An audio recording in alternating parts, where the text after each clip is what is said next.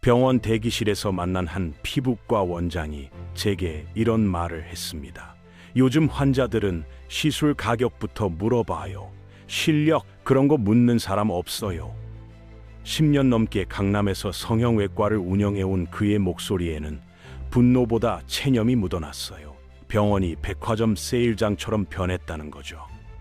레이저 시술 하나에 10만 원이 안 되는 시대, 의사의 진료가 치킨 한 마리보다 싸게 거래되는 시대가 왔습니다. 전문직마저 가격 경쟁에 내몰리는 이 살벌한 풍경 뒤에는 도대체 무슨 일이 벌어지고 있는 걸까요?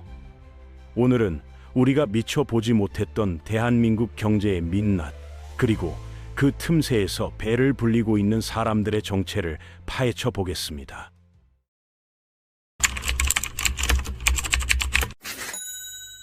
지난해 통계를 보면 소름이 돋습니다. 하루 평균 2,500개 이상의 사업장이 폐업 신고를 했어요. 이게 얼마나 무서운 속도인지 아십니까? 한 시간에 103개씩 가게가 사라진다는 계산이 나옵니다. 여러분이 지금 이 글을 읽는 10분 동안에도 전국 어딘가에서 17개의 가게가 영업을 중단하고 있다는 뜻이에요.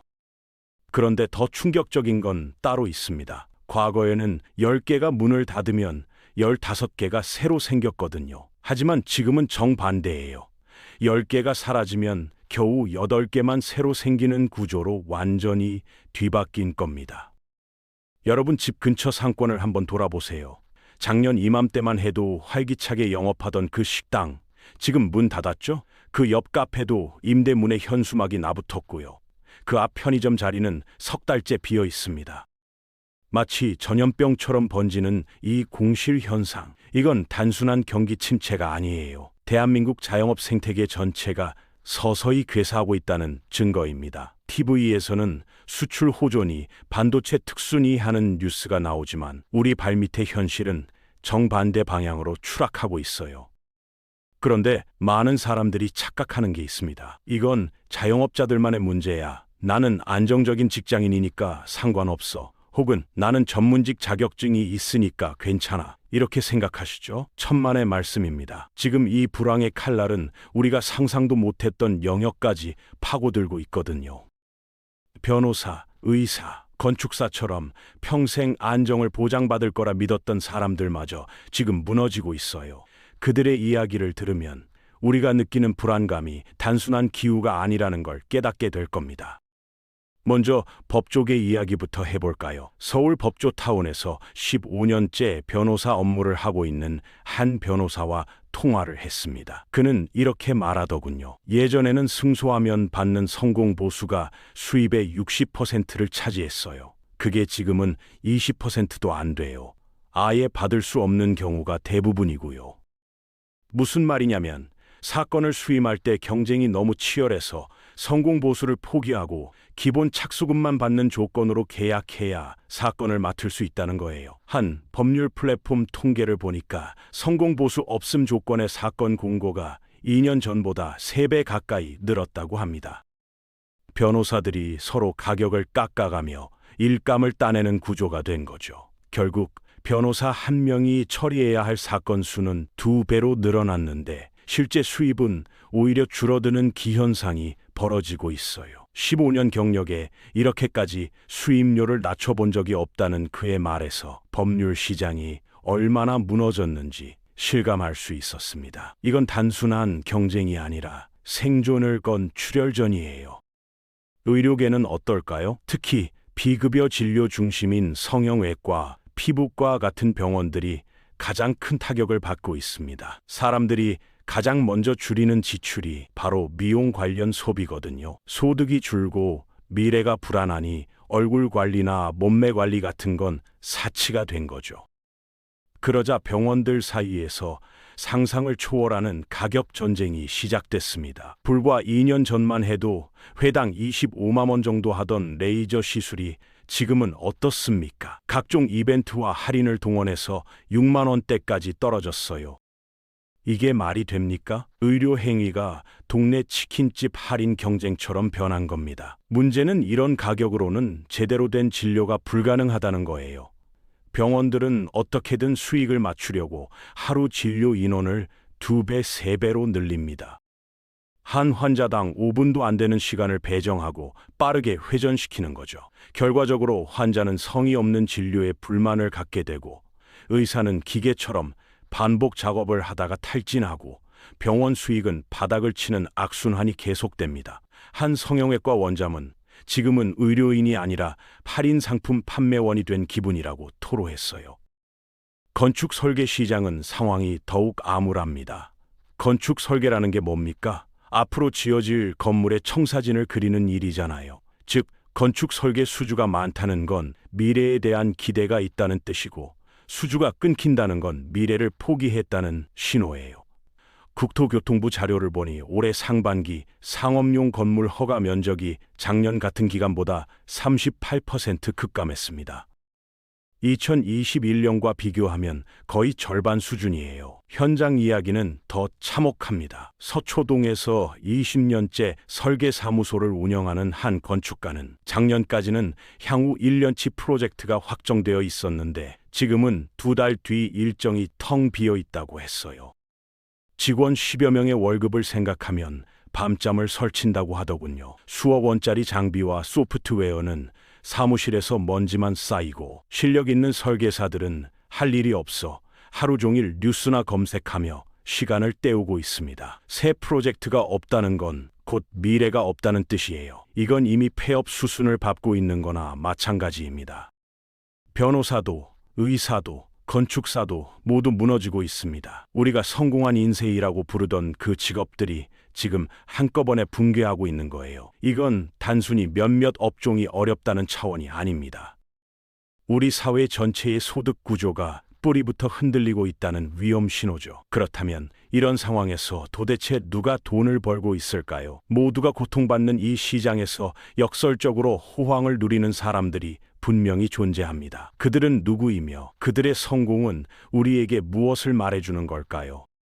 첫 번째로 주목해야 할 사람들은 노동 분쟁을 다루는 노무사들입니다. 이들의 호황은 우리 사회의 고용 시스템이 얼마나 위험하게 무너지고 있는지를 보여주는 가장 적나라한 증거예요. 노무법인이 뭐 하는 곳입니까? 회사와 직원 사이에 발생하는 각종 노동 문제를 해결해 주는 곳이죠.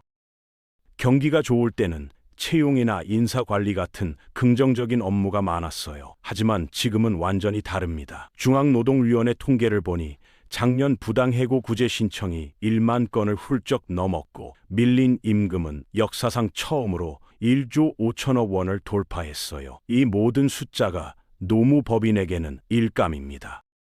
강남의 한 노무법인 대표는 2년 전만 해도 상담의 40% 정도가 해고나 임금 문제였는데 지금은 80%가 넘는다고 말했어요. 그들의 상담실에는 양쪽에서 비명이 들려옵니다. 한쪽에서는 사장님들이 매출이 절반으로 떨어졌는데 인건비는 똑같아요. 어떻게 합법적으로 정리할 수 있을까요? 라고 절규하고, 다른 한쪽에서는 직원들이 아무 예고 없이 해고 통보를 받았어요. 퇴직금이라도 받을 수 있을까요? 라고 울부짖습니다. 노무법인은 이 잔혹한 전쟁의 한가운데에 서서 양쪽에서 돈을 받는 구조예요. 사장에게는 해고 리스크를 줄이는 방법을 알려주고 직원에게는 권리를 찾는 법을 알려주면서 양쪽 모두에게 비용을 청구하는 거죠. 불황의 완벽한 수혜자입니다. 두 번째는 폐업 시장의 수혜자들입니다. 누군가 꿈을 접고 가게 문을 닫으면 그 순간부터 청소해야 할 것들이 생기거든요. 주방 설비, 테이블, 의자, 간판, 인테리어 잔해들, 이 모든 걸 철거하고 처리하는 업체들의 전화는 지금 쉴 틈이 없습니다. 한 철거업체 사장님 말로는 작년 하반기부터 의뢰가 폭증해서 예약이 2달 이상 밀려 있다고 해요. IMF 때도 이 정도는 아니었다고 하더군요. 중고 거래 플랫폼을 보면 상황이 더 명확해집니다. 업소용 냉장고, 제빙기, 커피 머신 같은 물건들이 하루에도 수백 건씩 올라와요. 누군가의 실패한 꿈이 담긴 그 물건들은 반값도 안 되는 가격에 팔려나가고, 그걸 사들인 중고 매매업자들은 다시 마진을 붙여서 다른 예비 창업자에게 팝니다. 슬픈 순환이죠. 하지만 철거와 중고 거래보다 더 본질적인 곳에서 수익을 올리는 사람들이 있습니다. 바로 폐업을 도와주는 전문가들이에요. 이들은 사업을 법적으로 종료하는 모든 절차를 대행해 줍니다. 세금 정산, 인허가 취소, 직원 4대 보험 처리, 채무 정리까지 사장님 혼자서는 도저히 감당할 수 없는 복잡한 일들을 맡아서 처리해주고 수수료를 받는 거죠. 3년에서 4년 전만 해도 거의 존재하지 않던 직업이었는데 지금은 폐업 컨설팅 시장이 매년 20% 가까이 성장하고 있어요. 폐업이 91만 건이면 91만 번의 장례식이 필요하다는 뜻이고 그만큼의 시장이 열린 거니까요. 누군가의 눈물이 이들에게는 기회가 되고 있는 셈입니다. 일부 폐업 처리 업체는 제2의 전성기를 맞았다고 표현할 만큼 쏟아지는 일감을 반기면서도 씁쓸함을 감추지 못하고 있어요. 망한 가게에서 빼온 각종 집기류는 업체 한쪽에 쌓여 있습니다. 세 번째로 주목해야 할 곳은 배달 플랫폼과 온라인 유통입니다. 사람들이 외출을 줄이고 지갑을 닫으면서 오프라인 매장은 텅텅 비어가고 있지만 배달 앱과 온라인 쇼핑몰은 오히려 폭발적으로 성장하고 있어요. 와이즈 앱의 결제 데이터를 보면 2025년 1월에서 4월까지 불황기에도 한국인이 가장 많이 소비한 리테일 브랜드는 쿠팡, 네이버페이, 배달이 민족 순이었습니다. 특히 주목할 점은 전년 동기 대비 순 결제 금액이 가장 상승한 카테고리가 바로 배달이라는 거예요.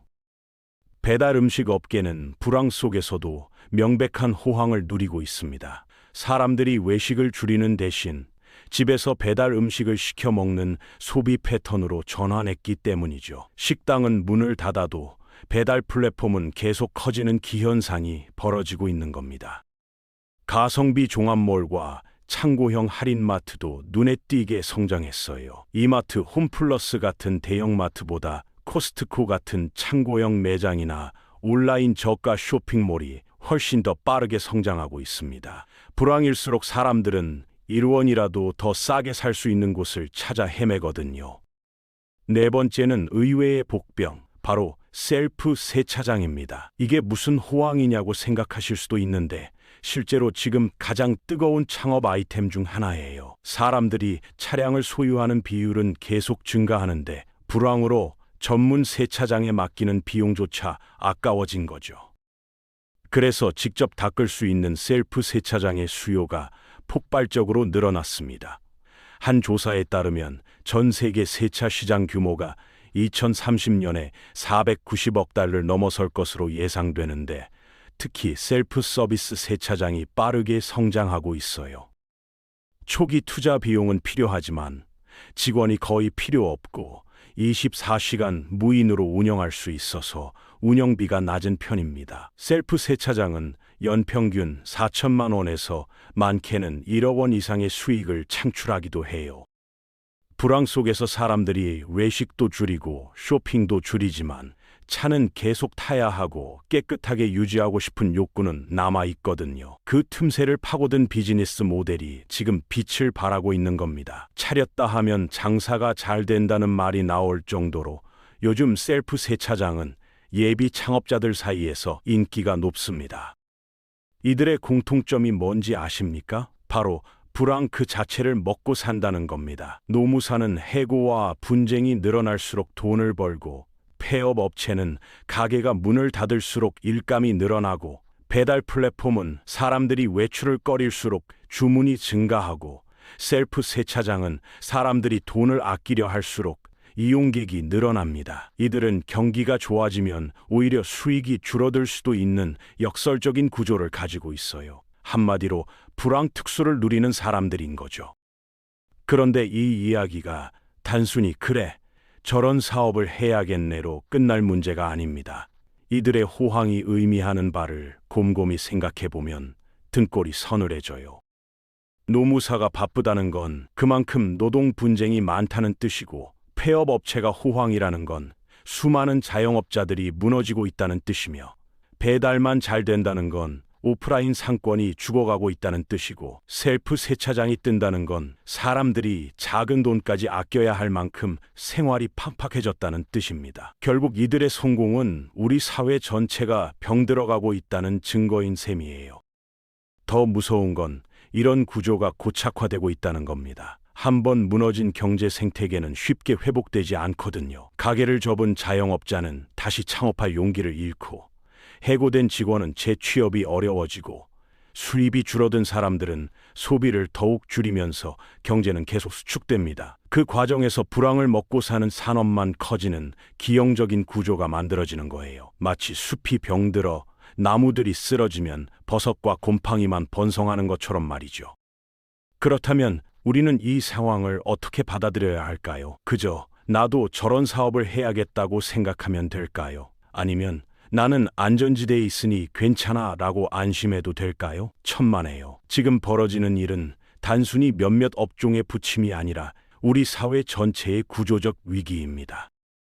변호사, 의사, 건축사 같은 전문직마저 무너지고 있고, 자영업은 이미 반쯤 붕괴했으며 남은 건 불황을 먹고 사는 산업뿐인 이 상황은 명백한 경고 신호예요.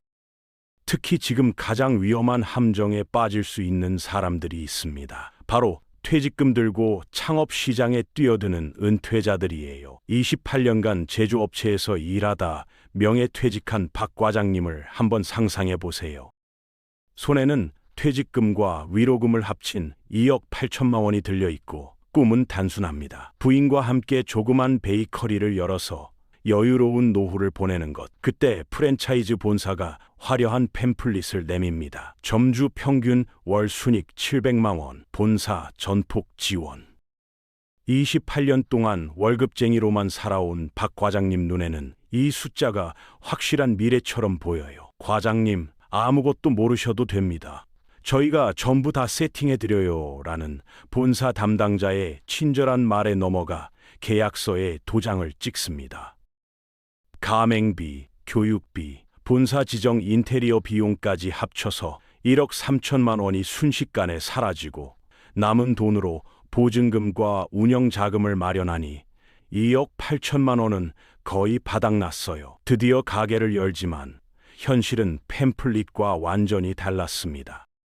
하루 매출 60만 원은커녕 25원도 힘들게 나오고, 재료비와 월세 250만 원, 관리비, 공과금을 내고 나니 매달 80만 원씩 적자가 쌓입니다. 본사에 항의하면 초기니까 그래요. 과장님 노력이 좀 더 필요해 보입니다라는 차가운 답변만 돌아오죠.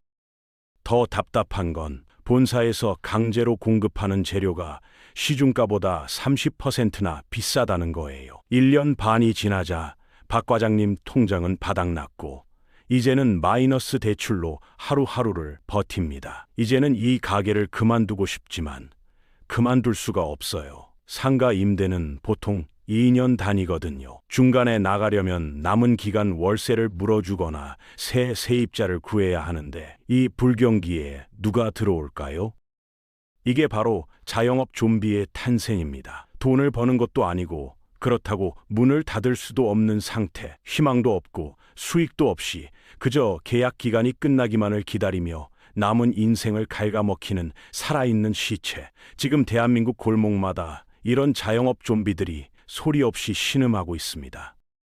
이 비극의 가장 근본적인 원인은 준비 부족입니다. 박 과장님은 28년간 자기 분야의 전문가였지만 창업에 관해서는 세법도 노무법도 마케팅도 모르는 완전한 초보였어요. 평생 모은 돈을 투자하면서 주식 살 때보다도 공부를 덜한 셈이죠.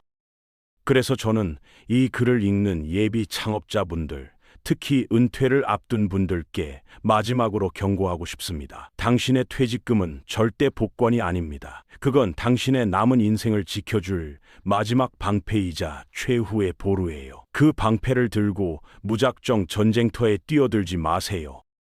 창업을 결심했다면 가게를 알아보거나 설명회에 가기 전에 최소 6개월, 가능하면 1년은 책상에 앉아 공부부터 하십시오. 세무 공부를 하세요. 부가세가 뭔지, 종합소득세는 어떻게 계산되는지, 기본적인 세금 구조라도 알아야 돈이 어디로 새는지 막을 수 있어요. 노무 공부도 필수입니다. 근로계약서는 어떻게 작성하는지, 4대 보험은 뭔지, 직원 고용 시 발생할 수 있는 법적 리스크가 무엇인지 정확히 알아야 나중에 큰 문제를 피할 수 있습니다. 정부에서 운영하는 중소벤처기업진흥공단이나 소상공인시장진흥공단 같은 곳에 가면 무료 교육을 받을 수 있어요. 그리고 팸플릿 속 데이터가 아니라 직접 발로 뛰어서 데이터를 만드세요. 열고 싶은 동네에 비슷한 가게에 가서 일주일 내내 아침부터 저녁까지 앉아서 손님이 몇 명 오는지 직접 세어보세요. 그게 진짜 사업 계획의 시작입니다. 이 혹독한 불황의 시대의 창업은 누군가에게는 마지막 희망일 수 있어요. 저는 그 꿈을 비웃고 싶지 않습니다. 다만 그 꿈이 악몽으로 변하지 않도록, 당신의 소중한 인생이 자영업 좀비라는 비극으로 끝나지 않도록 철저히 준비하고 무장하라는 조언을 드리고 싶을 뿐입니다. 불황 속에서 돈을 버는 사람들이 있다는 건 그만큼 많은 사람들이 무너지고 있다는 뜻이에요. 우리는 이 냉혹한 현실을 직시하고 철저히 준비해야 합니다. 부디 살아남으시길 바랍니다. 그리고 반드시 성공하시길 바랍니다.